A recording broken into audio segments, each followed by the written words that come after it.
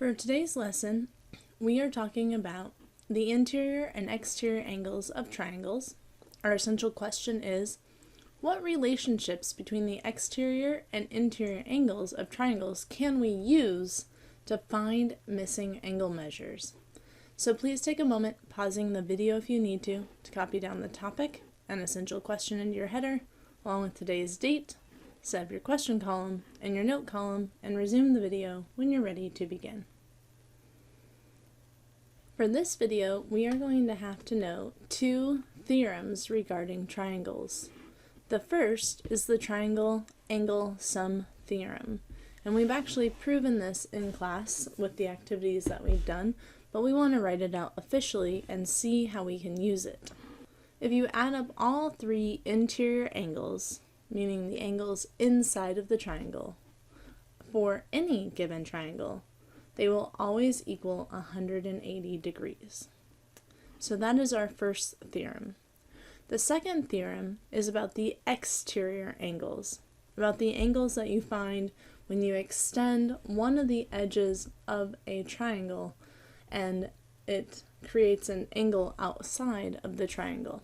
So let's see what that one has to say. An exterior angle on any given triangle is always equal to the sum of the two opposite remote interior angles. This theorem will take a little bit more examples for us to really understand, so let's go ahead and dive in. So we're going to start with using the angle sum theorem for triangles to find this missing angle measurement C. So we know that this angle on the lower left of the triangle is 45 degrees, and over here it's 35 degrees. So how could we figure out angle C? Well, if you mentioned that we know that the angles always add up to 180 degrees, that's our place to start. So let's go ahead and write out a math sentence that will help us solve and find the angle measure for C. So using some of our geometry notation here, this means that the measure of angle C plus 45 degrees plus 35 degrees should equal 180 degrees. That is our triangle angle sum theorem. It allows us to write this math sentence. So now we just need to find out what are 45 and 35 degrees added together and take that difference from 180 degrees.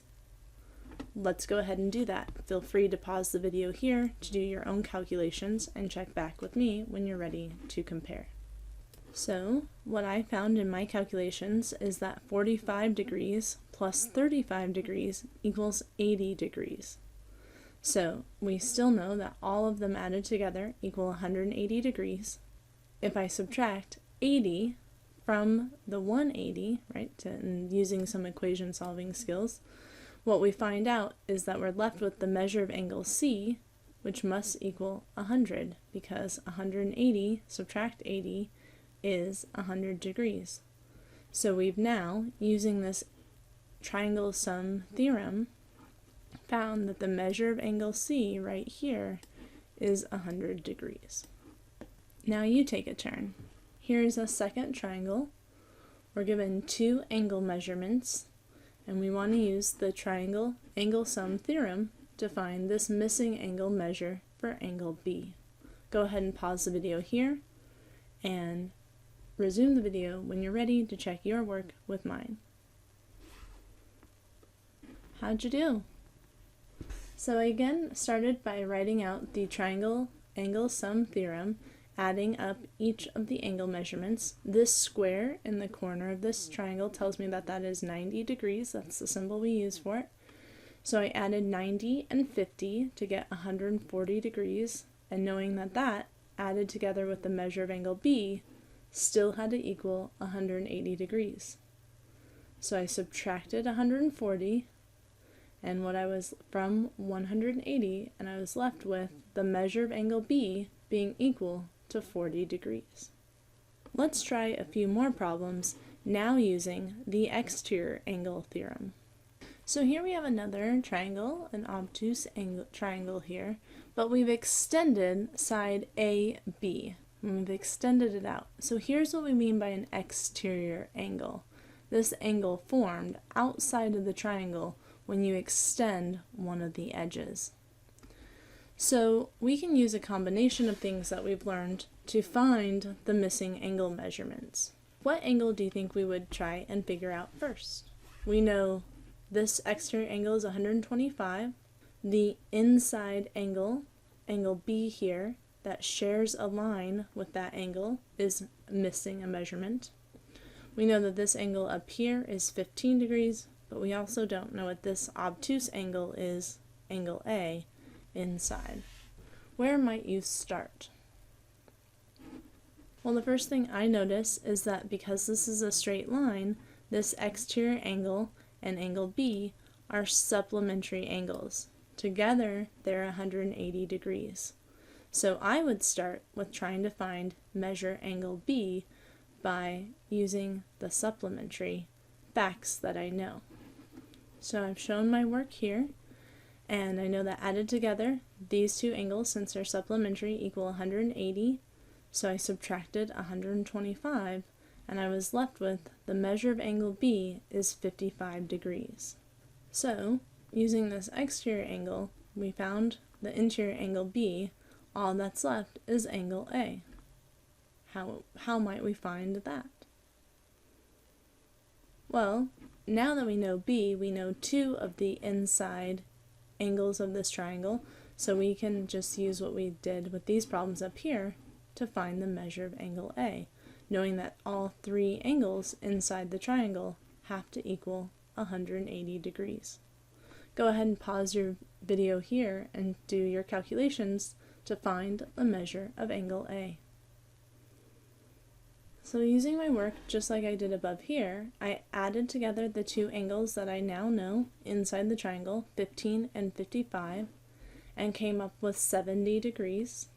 Knowing that it still has to be added to the measure of angle A, all three of them together, to equal 180, I subtracted that 70, and 180 subtract 70 left me with 110.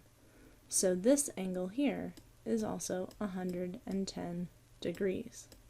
So we were able to use this outside angle to find first angle B, which then allowed us to find angle A.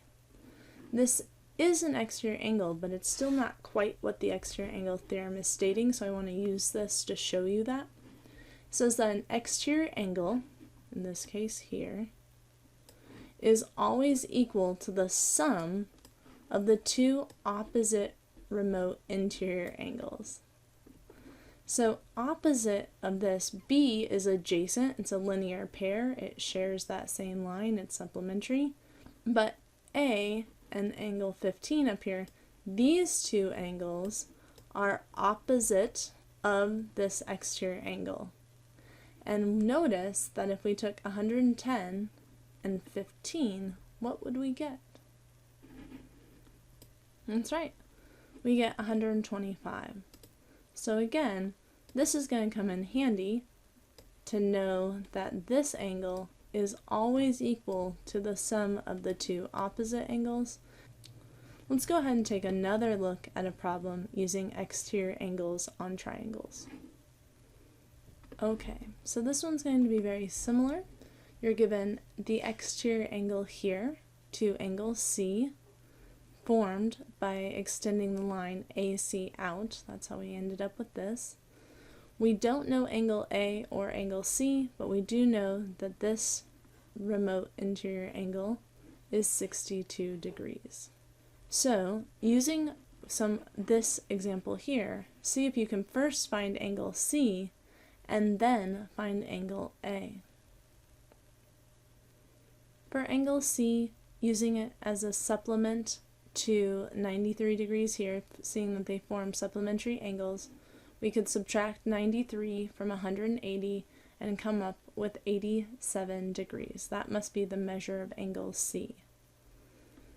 And then we have two ways that we could figure out angle A. One would be to use the interior angle sum. So if we know that angle C is 87 degrees, this angle here is 62, we know that all three must add up to 180. Or you could use our exterior angle sum. if you know the measure of angle, this exterior angle here is 93, we know that the two opposite angles, the remote interior, the inside angles that are opposite of this exterior angle, these two have to add up to equal 93. So pick your way of solving that problem and see if you can now, knowing angle C, see if you can find angle A. So I personally chose to use the triangle angle sum theorem, knowing that all three interior angles add up to 180, so I wrote that out here. Angle C, which was 87 degrees, added together with 62 was 149 degrees. And to find the measure of angle A, I subtracted that from 180 and found that it must be 31 degrees for the measure of angle A. The exterior angle theorem is also helpful here, and you could have also taken 62 and subtracted it from 93 to also find that angle A is 31 degrees, because the two remote interior angles, which in this case are angle A and this 62 degrees over here, have to add up to be equal to the opposite exterior angle, which we knew was 93. So that's going to conclude our video for today. Please take a moment to make sure you have all the diagrams drawn in. Write a summary stating what you've learned from this video lesson. Write down any questions you may have. And I can't wait to practice more problems like this in class.